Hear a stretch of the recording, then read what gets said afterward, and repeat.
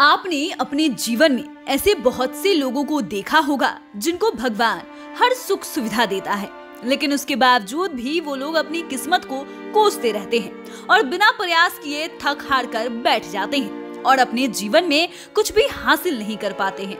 वहीं कुछ लोग ऐसे भी हैं जिनके जीवन में बहुत से कठिन हालात होते हैं, लेकिन फिर भी वो उनसे डरकर पीछे नहीं हटते और मेहनत करके जीवन में सफल हो जाते हैं। आज ऐसी ही एक महिला की कहानी के बारे में बताएंगे, जिसे सुनकर आपके मन में भी एक उम्मीद जाग जाएगी। वो महिला जो कि बचपन से ही दिव्यांग थी, दोनों हाथ न होने के बावजूद भी उसने ऐसा कार्य किया जिससे उसे एक अलग पहचान मिल गई। कैसे बदल गई उस महिला की जिंदगी, आइए आपको बताते हैं। आज हम जिसकी बात कर रहे हैं ऋषिकेश उत्तराखंड में रहने वाली महिला की, जिनका नाम अंजना माली है। अंजना माली एक गरीब परिवार में जन्मी थी। उनके दोनों हाथ नहीं है, वो बचपन से ही अपंग हो गई थी। अंजना ने इसे भगवान की मर्जी समझकर अपने इस रूप को ऐसे ही एक्सेप्ट कर लिया था। अंजना के हाथ के अलावा इनके शरीर के अन्य अंग भी ज्यादा अच्छे नहीं काम करते हैं, जिसे देखकर अंजना को लगा कि उनके पास भीख मांगने के अलावा और कोई चारा नहीं है और इसलिए भी वो किसी और काम पर ध्यान न देते हुए भीख मांगने का काम करने लगी।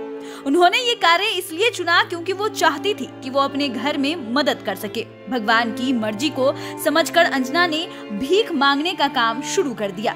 जब वो भीख मांगती थी तो लोग 1 या 2 रुपए उन्हें दे दिया करते थे, जिससे वो अपने घर में मदद किया करती थी। लेकिन अंजना का एक अलग ही शौक था। उन्हें पेंटिंग करना काफी अच्छा लगता था, यानी खूब पसंद था। इस शौक के कारण वो भीख के पैसे से कुछ पैसे बचाकर पेंटिंग के लिए आवश्यक सभी जरूरी सामान खरीद लिया करती थी। आप सोच रहे होंगे कि हाथ नहीं होने के बाद भी अंजना किस तरह पेंटिंग करती होगी, तो आपको बता दे कि अंजना अपने पैरों से बहुत ही सुंदर और आकर्षक पेंटिंग बनाती है। अंजना इतनी शानदार और विभिन्न तरह की खूबसूरत पेंटिंग बनाती है कि उनकी चित्रकारी देखकर लोगों के होश उड़ जाते हैं।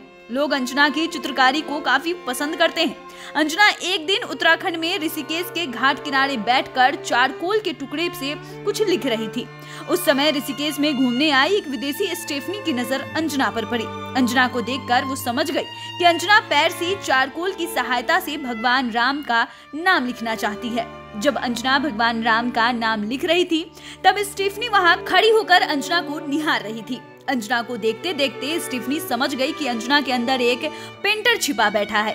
इसके बाद वो विदेशी महिला स्टीफनी अंजना की कला को पहचान कर उसके पैरों की मदद से पेंटिंग करना सिखाने लगी, ताकि वो सम्मान के साथ अपनी जिंदगी जी सके।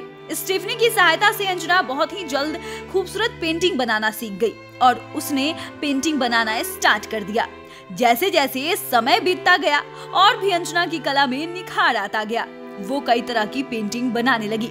वो अपनी पेंटिंग में देवी देवता, पशु पक्षी और नेचर के खूबसूरत नजारे को दर्शाती हैं।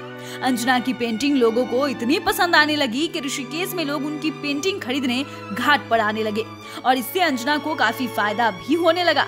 अपनी कमाई से अंजना बहुत ही अच्छे से घर का खर्चा चलाने लगी है। अंजना की जिंदगी में स्टीफनी भगवान के फरिश्ते की तरह आई। लोग अंजना को पहले ताने मारा करते थे और उनका मजाक भी बनाते थे, लेकिन स्टीफनी ने अंजना के अंदर की कला को पहचाना और उसे जीवन में आगे बढ़ने के लिए बहुत ही मदद की।